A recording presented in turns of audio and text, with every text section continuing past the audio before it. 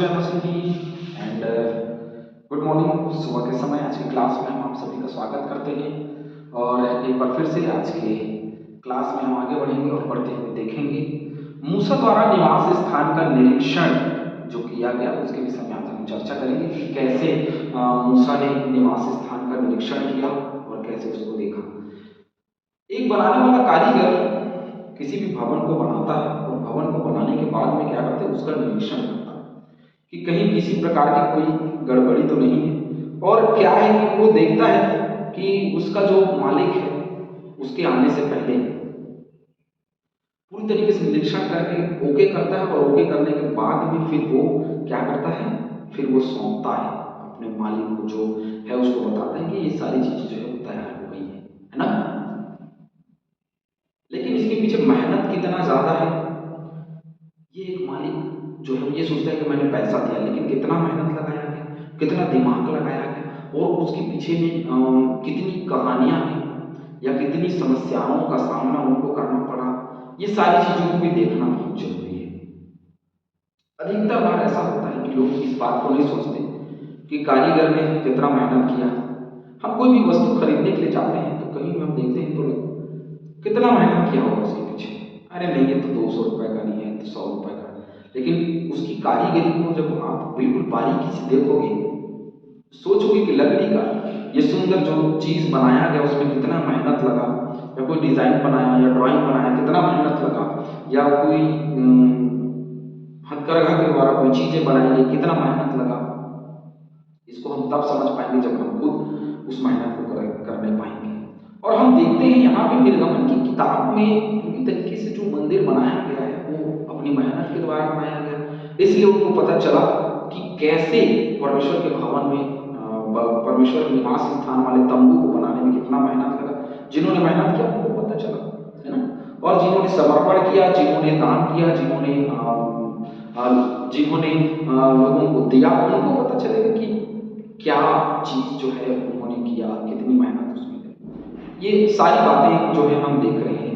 तो चलिए देखते हैं मूसा कैसे निवास स्थान का निरीक्षण कर रहा है। तो सारी चीजें बन गई हैं, बस उसको देखना है कि वो क्या देख रहा है। चलिए देखते चलिए क्या क्या उसने देखा, क्या क्या तैयार किया गया। इस प्रकार मिलाप वाले तंबू का निवास सब काम समाप्त हो गया। सभी काम जो है वो समाप्त हो गए जो बनाए गए, है ना। जो काम दिया गया था परमेश्वर के द्वारा, वो सारी चीजें जो है वो बन करके रेडी हो गई, तैयार हो गई। जिस काम की आज्ञा यहोवा ने मूसा को दी थी, इजरायलियों ने उसी के अनुसार किया। जिस काम की आज्ञा परमेश्वर ने उनको दी थी वही वही काम जो है वो क्या किया, मूसा ने किया। ये वर्णन हमको मिलता है। तब वे निवास को मूसा के पास ले आए। किसको लेकर गए? निवास जो अंदर था उसको लेकर गए, अर्थात गुड़ियां, तख्ते, पेड़े, खंबे, कुर्सियां आदि सारे सामान समेत तंबू को लेकर के आ गए। और उसके बाद देखते हैं 34 पद में, और लाल रंग से रंगी हुई मेढ़ों की खालों का ओढ़ना, सुइसों को खालों का ओढ़ना और बीच का पर्दा, डंडों सहित साक्षी पत्र का संदूक और प्रायश्चित का ढकना, सारे सामान समेत मेज और भेंट की रोटी, है ना, सारे सामान सहित दीवट और उसकी सजावट के दीपक और उजियाला देने के तेल, ये सारी चीजें 35 अध्याय 10-19 से लेकर के 39 अध्याय तक जो देखोगे यही सारी चीजों का पन्ना आप देखोगे और कैसे कंप्लीट किया उन चीजों को आप देख पाओगे।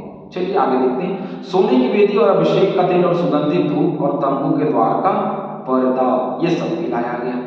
देख लीजिएगा निर्गमन 30:1-10, निर्गमन 30:22-32, 37-39 और निर्गमन 30:34-38 इन वचनों को। पीतल की झंझरी, डंडों और सारे सामान समेत पीतल की वेदी और पाए समेत हौदी, ये भी बनाए गए। कहाँ मिलेगा? निर्गमन 27:1-8 देख लीजिएगा।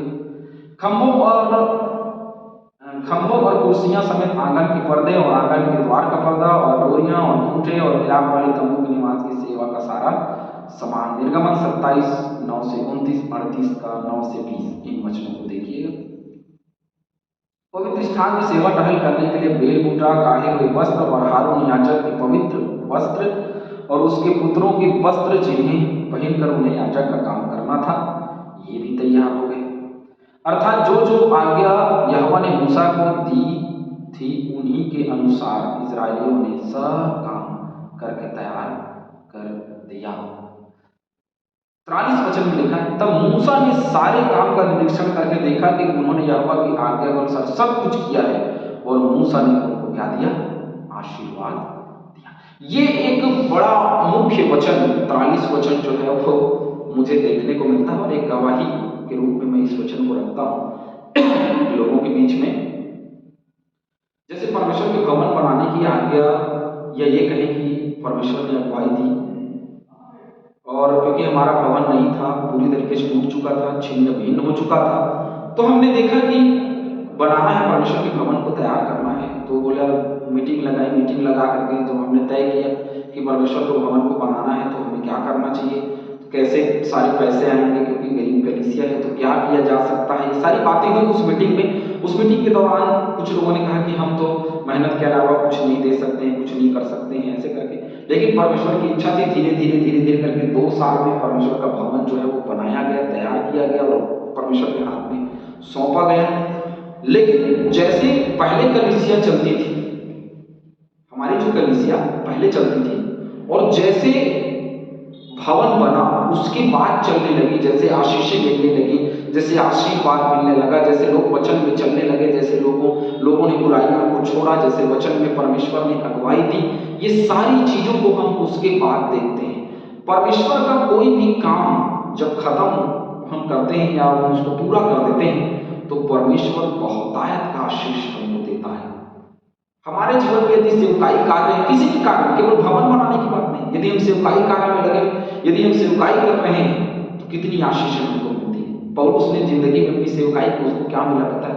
अनंत जीवन की संतुष्टि और उस दौड़ का मुकुट जो वो दौड़ रहा था, अनंत जीवन का मुकुट क्या हमको मिलेगा? वो अनंत जीवन का मुकुट। तो जैसा हम काम करते चले जाएंगे, परमेश्वर के कार्यों को पूरा करते जाएंगे, अपने जीवन में उसके लक्ष्यों को, उसके कार्यों को हम अपने जीवन में समाप्त करते, संपूर्ण करते चले जाएंगे, वैसे वैसे हमको जीवन और आशीष मिलता चला जाएगा। प्रभु ने उसकी इच्छा के अनुसार काम किया, क्रूस पर चढ़ा, परमेश्वर ने उसको बड़ी आशीष दी। अब्राहम ने उसके विश्वास को पूरा किया, अब्राहम को एक बड़ी आशीष मिली। अब्राहम को बड़ी आशीष क्या मिली? विश्वासियों का पिता। अय्यूब ने परमेश्वर के पूरे कार्यों को पूरा किया और उस विश्वास में बना रहा, तो उसको आशीष मिली, दुगनी आशीष। हालेलुया। और आगे चलते हैं, दानियल ने जब विश्वास को पूरा किया तो सिंह के मान से निकला और एक बड़ा मंत्री बना। शद्रक मेशक अबेदनगो जो है वो वहां से निकले, आग के भट्ठे से, बड़ी आशीष मिली, है ना। जितनी हम चेलों की बात करें, चेले जो हैं वो जब उन्होंने प्रभु यीशु मसीह के पीछे चलना शुरू किया, सब कुछ त्याग दिया, सब कुछ छोड़ दिया, जब परमेश्वर की इच्छा चलेंगे तो परमेश्वर ने उनको एक बड़ी आशीष दी, है ना। और यदि हम उसकी सेवा को करते हैं, एक संतुष्टि अंदर से होती है और एक बहुत अच्छा फीलिंग आता है अंदर से, एक अच्छा अनुभव होता है हमारे जीवन में कि जैसे जैसे हम परमेश्वर के कार्यों को करते हैं, परमेश्वर की इच्छा को पूरी करते हैं, तो आशीष वचन हमारे जीवन में, आशीष के रूप में बहुत सारी चीजें आती है। निर्गमन 25 का 9 पढ़िएगा, 35 का 10, उत्पत्ति 31 का 55, लय व्यवस्था 9, 22 और 23, गिनती 6, 23 से 27, व्यवस्था विवरण 21 का 5, 26 का 15, दूसरा सामने 6 का 18, पहला राजा 8, 14 और 55, पहला इतिहास 16 का 2, दूसरा इतिहास 30 का 27। इन वचनों को पढ़ लीजिएगा और तब पता चलेगा कि कहाँ कहाँ आशीर्वाद। परमेश्वर ने अब्राहम को आशीर्वाद दिया, कहा कि मैं तेरे वंश को बालू तिनके के समान बढ़ाऊंगा, बहुत विस्तार दूंगा, बहुत आशीष दूंगा। और उसने दिया, बढ़ाया, परमेश्वर ने उसके वंशजों को बढ़ाया, और उनके वंशज और कहाँ बढ़े पता है? प्रभु यीशु मसीह पर विश्वास करने के बाद उसके विश्वासियों का पिता है ना। तो विश्वासियों, जितने लोग विश्वासी हैं वो उसके वंशज हैं, हम सब विश्वासी उसके वंशज हैं। और देखिए कैसे बढ़ रहा है, आशीष है ना, आशीर्वाद है ना जो परमेश्वर ने दिया। इसलिए प्रभु के काम को अपने जीवन में पूरा करें और परमेश्वर के कार्य को निरंतर करते रहें, ताकि आप सभी को आशीष मिलती रहे। प्रभु इन वचनों के द्वारा, इस क्लास के द्वारा आप सभी को आशीष दें। आमीन।